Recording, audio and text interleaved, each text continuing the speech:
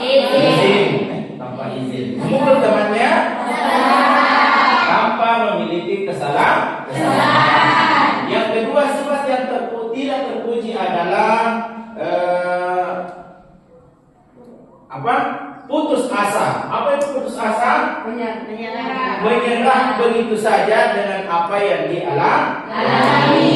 Sedangkan di dalam Al-Quran Allah Subhanahu wa Ta'ala berfirman, La taqnatu min rahmatillah innahu yaghfiru dzunuba jami'a. Wahai sekalian manusia, janganlah kalian putus asa dengan rahmat Allah. Karena sesungguhnya Allah itu mengampuni segala dosa. Yang kedua, ketika saudara-saudara Nabi Yusuf ditolak untuk mendapatkan bekal atau sembako daripada pemerintahan pada masa itu, maka mereka berputus asa. Maka di dalam Al-Quran Allah Subhanahu wa Ta'ala menceritakan sebagaimana yang disebutkan oleh bapaknya, dikatakan bahwa ya bunayya la tai'asu min rauhillah innahu la yai'asu min rauhillah illa al-qaumul kafirin. Wahai anak-anakku, janganlah kalian berputus asa tentang rahmat Allah. Sesungguhnya yang berputus asa tentang rahmat Allah adalah orang-orang yang kafir. Baik, selanjutnya sifat yang tidak terpuji atau sifat yang tercela selanjutnya adalah sifat pemarah. Ada yang suka marah di sini?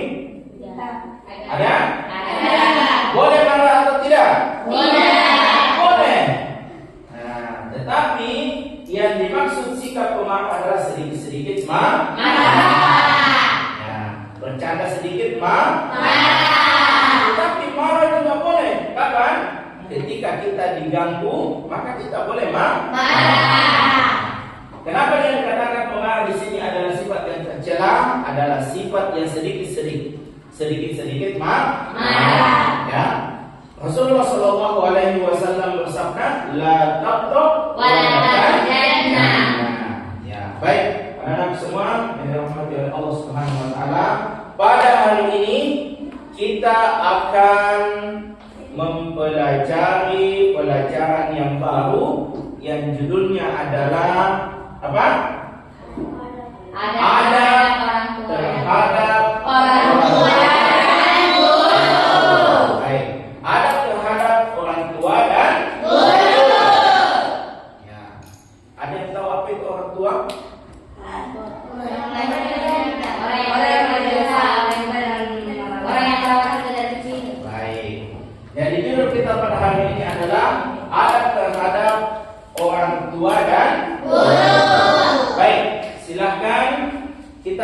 Sebelum kita melanjutkan pembelajaran, kita mau melihat apa tujuan kita mempelajari judul ini.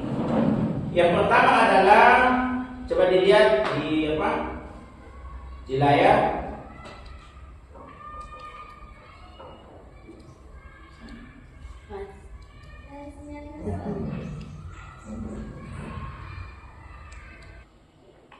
Baik. Jadi judul kita pada hari ini adalah adab seorang muslim terhadap orang tua dan guru.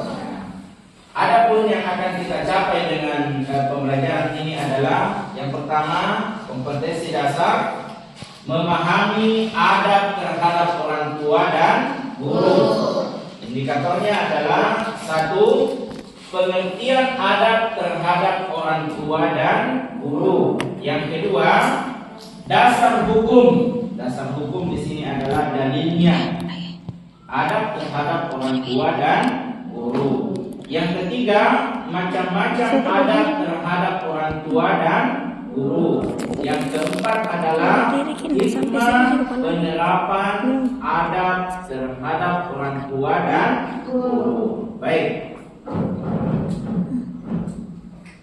Anak-anak semua yang dirahmati oleh Allah Subhanahu wa Ta'ala, yang pertama, pengertian adab terhadap orang tua dan guru. Jadi menurut bahasa,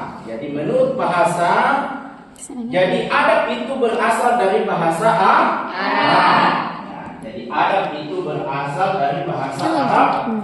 Dari kata adaba ya'dubu, yang berarti mengundang atau mengajak kepada manusia kepada perbuatan yang baik dan menjauhi perbuatan-perbuatan yang tercela.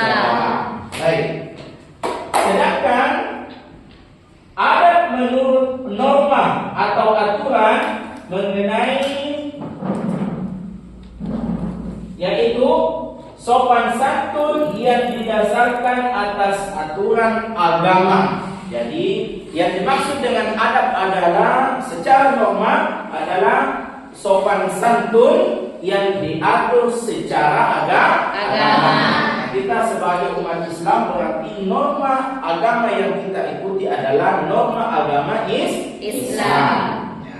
Sedangkan orang tua adalah orang yang lebih tua dari kita atau orang yang telah membesarkan kita atau melahirkan kita, baik itu bapak maupun ibu. Sedangkan orang guru adalah ibu atau bapak kedua setelah orang tua. Mereka adalah orang yang telah mengajari kita mana yang baik dan mana yang buruk. Baik, sampai di sini sudah paham apa itu adab dan apa itu orang tua dan guru. Baik. Selanjutnya kita akan membahas tentang dasar hukum adab terhadap orang tua dan guru. Jadi dasar hukum yang dimaksud di sini adalah dalil atau ayat Al-Quran maupun hadis. Kenapa? Karena kita berbicara tentang sopan santun atau adab berdasarkan norma agama Islam. Maka dasarnya adalah Al-Quran dan hadis. Ya. Di dalam Al-Quran Allah Subhanahu wa taala berfirman di dalam surah Al-Isra ayat ke-23. Allah Subhanahu wa taala berfirman, "A'udzubillahi minasyaitonirrajim. Bismillahirrahmanirrahim. Wa qada rabbuka alla ta'budu illa iyyah wa bil walidaini ihsana."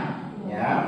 Artinya, dan Tuhanmu telah memerintahkan agar kamu jangan menyembah selain Dia, dan hendaklah berbuat baik kepada ibu dan bapak. Ya.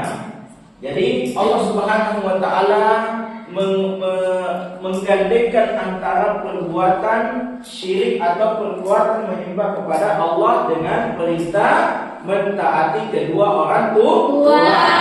Jadi perintah menyembah Allah Subhanahu wa taala disandingkan dengan perintah berbuat baik kepada Allah. Berbuat baik kepada orang tua menunjukkan bahwa betapa pentingnya menghormati dan berbuat baik kepada orang tua. Nah, jadi di akhir ayat ini dikatakan wala taqul lahuma uffin. Jadi jangankan mengucapkan kata-kata yang kotor, kata-kata yang tidak baik, kata-kata yang kasar. Mengucapkan kalimat saja itu dilarang oleh Allah. Apalagi kata-kata yang tidak baik atau kata-kata yang kasar. Baik.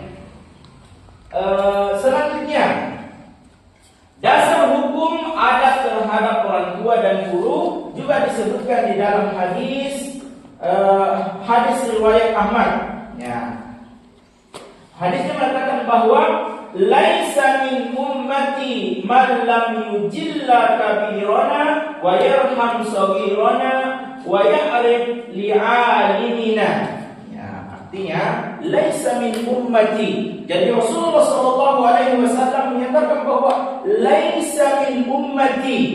Ya, bukan termasuk umatku.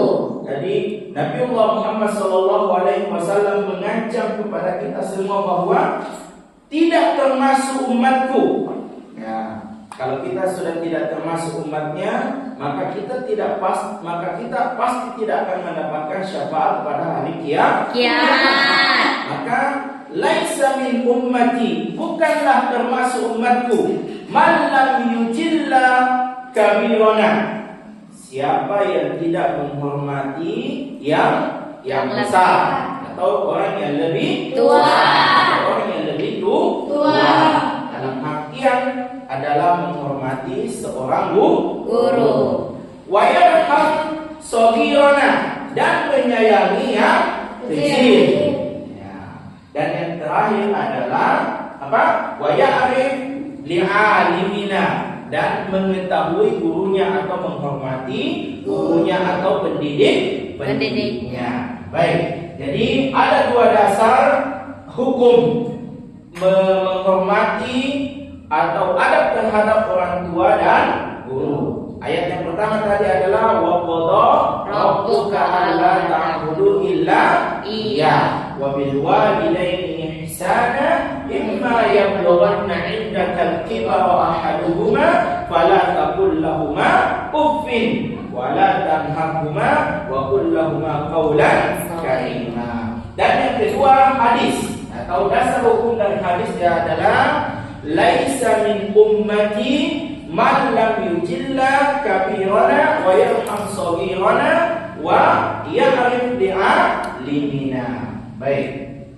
Jadi artinya tidak termasuk umatku orang yang tidak memuliakan orang tua yang lebih tua dari kami, menyayangi yang lebih muda dari kami, dan tidak mengetahui hak-hak seorang ulama. Seorang ulama di sini diartikan sebagai seorang guru. Baik.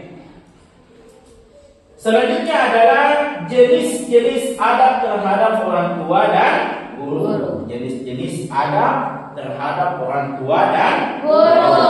Yang pertama, patuh terhadap perintah orang tua dan guru. Jadi kita harus taat dan patuh terhadap perintah orang tua dan guru. Ya. Jadi kalau seandainya guru kita memerintahkan hal-hal yang baik atau orang tua memerintahkan kepada kita hal-hal yang baik, maka tidak boleh kita menolak. Artinya kita harus taat dan patuh dengan apa yang diperintahkan. Paham ya? Ya. Jadi, tetapi boleh kita tidak mengerjakan atau boleh kita tidak taat kepada perintah seorang guru dan orang tua. Kapan? Ketika memerintahkan kepada perbuatan-perbuatan yang tidak baik. Ya.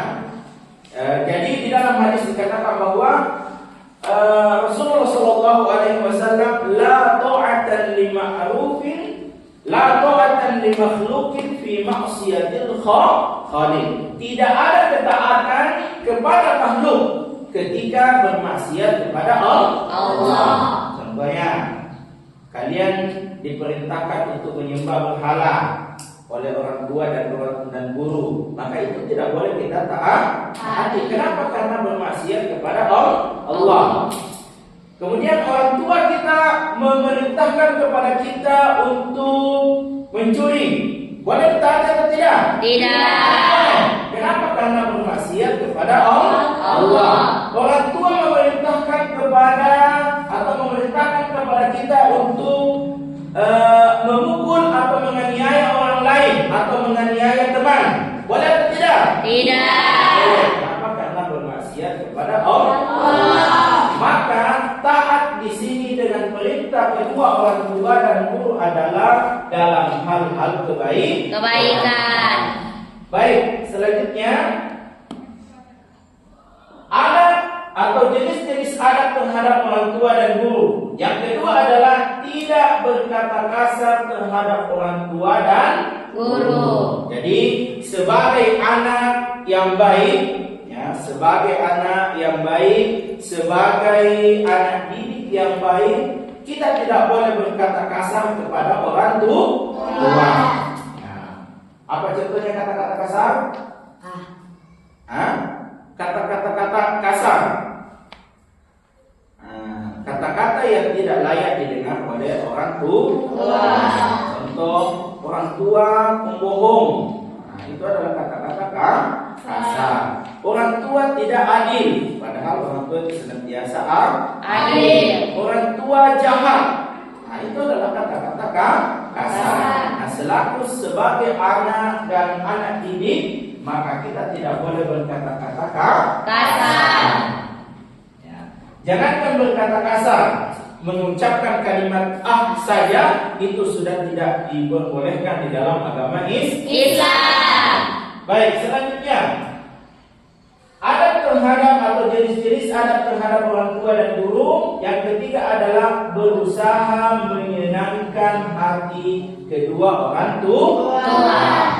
Ya, jadi umpamanya kalau kedua orang tua kita masih hidup, ya, kalau kedua orang tua kita masih hidup, bapak dan ibu kita, maka yang harus kita lakukan pertama kali adalah bagaimana kita menyenangkan hati mereka. Bagaimana kita membahagiakan mereka. Membahagiakan mereka tidak mesti harus dengan harta. Tidak mesti harus dengan uang. Tidak mesti harus menjadi orang yang tinggi sekolahnya. Tidak mesti harus kaya raya. Tetapi menyayangi mereka itu adalah sudah membahagiakan mereka. Ya, apalagi umpamanya anak-anak semua menyelesaikan hafalannya 30 juz. Kira-kira orang tua kita bahagia atau tidak? Bahagia. Atau umpamanya, kami kami panggil atau pihak pesantren memanggil bapak dan ibu untuk ke pesantren untuk menyaksikan hafalan atau setoran hafalan terakhir saya. Kira-kira orang tua kalian bahagia atau tidak? Bahagia. Yang kedua, kalau seandainya nanti kalian keluar dari pesantren, kemudian kalian sukses, kalian taat, kalian menjadi anak yang soleha, kira-kira orang kira-kira guru kalian bahagia atau tidak? Bahagia. Ya. Maka adab yang seharusnya kita lakukan terhadap orang tua dan guru adalah berusaha menyenangkan dan membahagiakan mereka. Baik, selanjutnya jenis adab terhadap orang tua dan guru. Yang selanjutnya adalah selalu mendoakan orang tua dan guru. Ya. Di dalam hadis dikatakan bahwa idza matal insan inqata'a amaluhu illa min salatin. Shadaqatun jariyah. Kemudian aw ilmun yuntafa'u bi aw waladun shalih yad'u lahu. Jadi kalau anak Adam sudah meninggal dunia, maka terputuslah segala amal kebaikannya, kecuali 3 perkara. Yang pertama adalah sedekah jariyah. Yang kedua ilmu yang bermanfaat. Jadi kalau ada ilmu yang diajarkan oleh guru kalian, kemudian ilmu kalian ajarkan kepada adik-adik atau generasi selanjutnya, maka itulah yang dimaksud dengan ilmu yang bermanfaat. Yang ketiga adalah awaladun sholihin yad'u lahu. Anak soleh yang selalu mendoakan kedua orang tuanya. Jadi menurut pengertian tafsir atau menurut pendapat ilmu tafsir menyatakan bahwa waladun soleh di sini bukan hanya anak biologis, tetapi anak idealis juga masuk di dalam waladun sholihin yad'u lahu. Jadi anak-anak yang senantiasa mendoakan kedua orang tuanya dan senantiasa mendoakan guru-gurunya. Ya, kita doakan senantiasa guru-guru kita dan orang tua kita.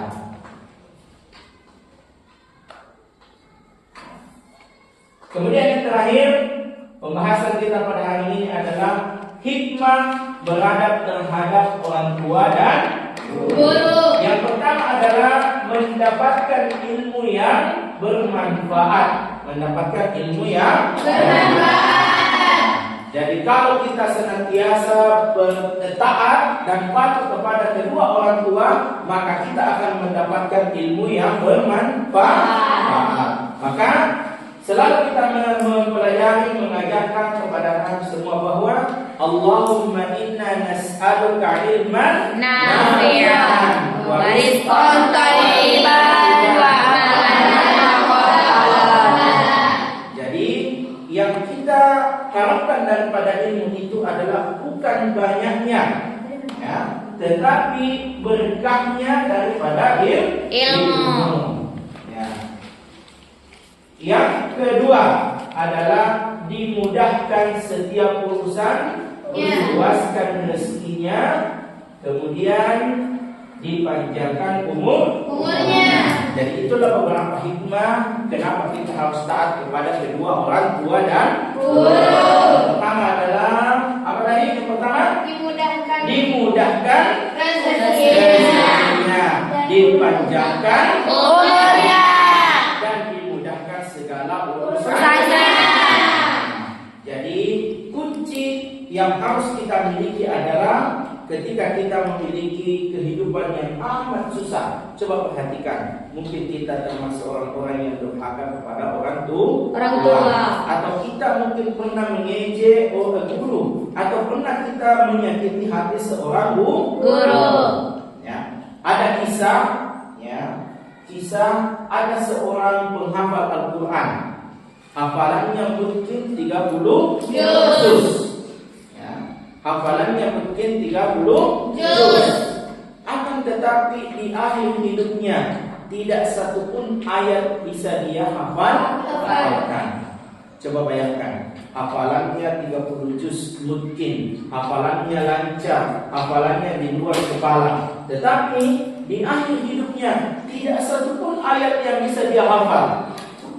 Kira-kira apa penyebabnya? Salah satu penyebabnya adalah durhaka, berdosa kepada orang tua dan guru.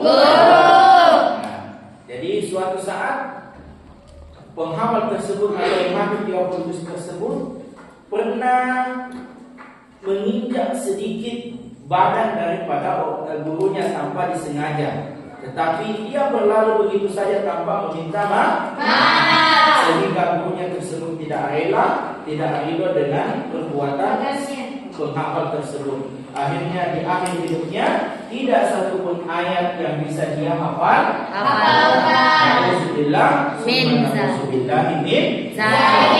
Jadi hikmah yang kedua ini adalah kenapa kita harus taat kepada kedua orang tua, supaya kita dimudahkan segala urusan, dimudahkan rezekinya, dan dipanjangkan umurnya. Yang ketiga, kenapa kita harus taat atau hikmah beradab kepada kedua orang tua adalah dimasukkan ke dalam surga.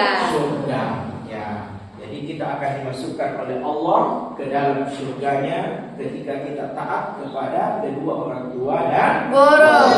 Nah, mudah-mudahan kita semua termasuk orang-orang yang senantiasa mentaati kedua orang tua dan senantiasa beradab dan menghormati guru dan orang. Kenapa?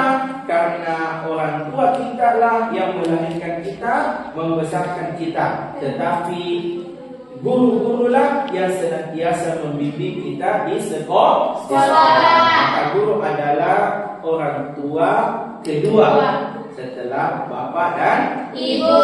Baik anak-anak semua, kita telah mempelajari beradab terhadap orang tua dan guru.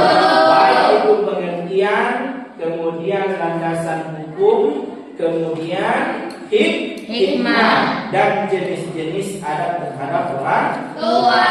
Baik, pada hari ini silahkan dibagi menjadi dua kelompok. Ya, jadi kelompok A dan kelompok B.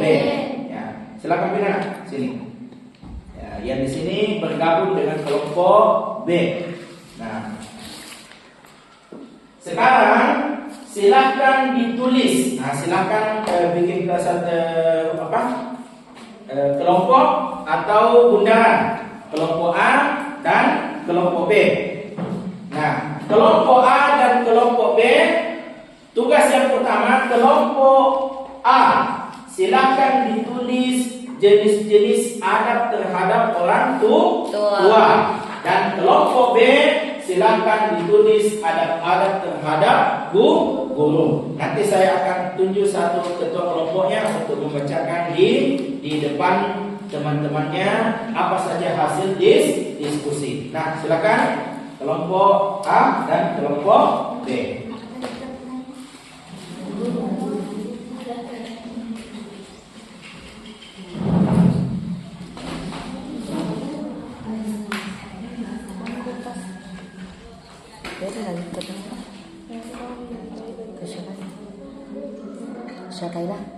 Syakaila mau nambil naura kertas.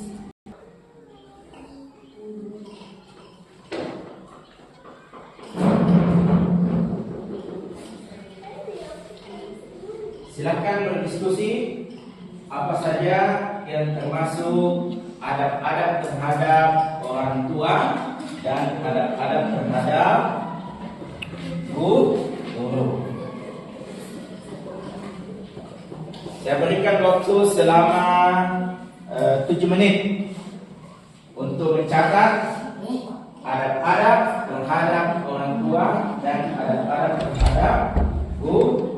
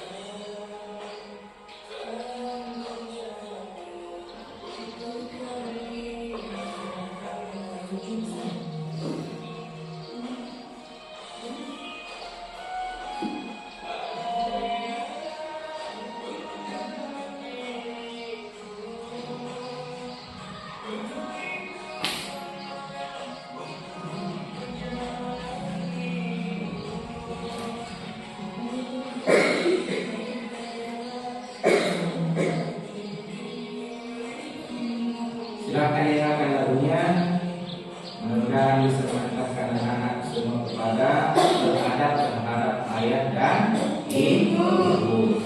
Begitu pula beradab terhadap guru. Bagi yang masih hidup orang tuanya, semoga kita semakin taat dan berbakti kepada kedua orang tua.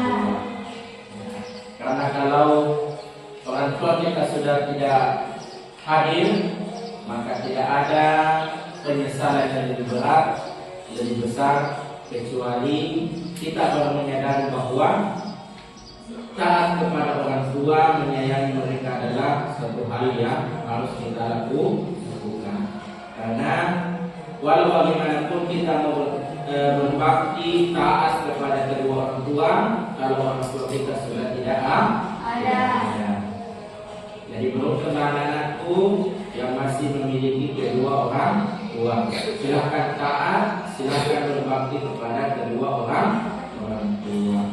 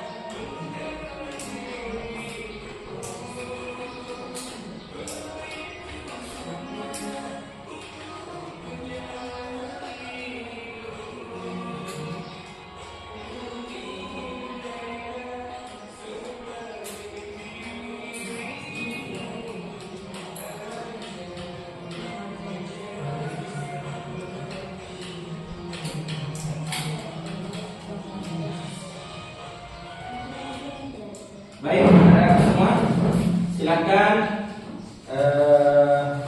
perwakilan satu atau dua orang setiap kelompok. Baik, kelompok A, siapa perwakilannya? Silakan maju ke depan. Kelompok A, satu orang atau dua orang. Siapa? Satu orang atau dua orang. Kelompok B, silakan maju di depan. Dua orang.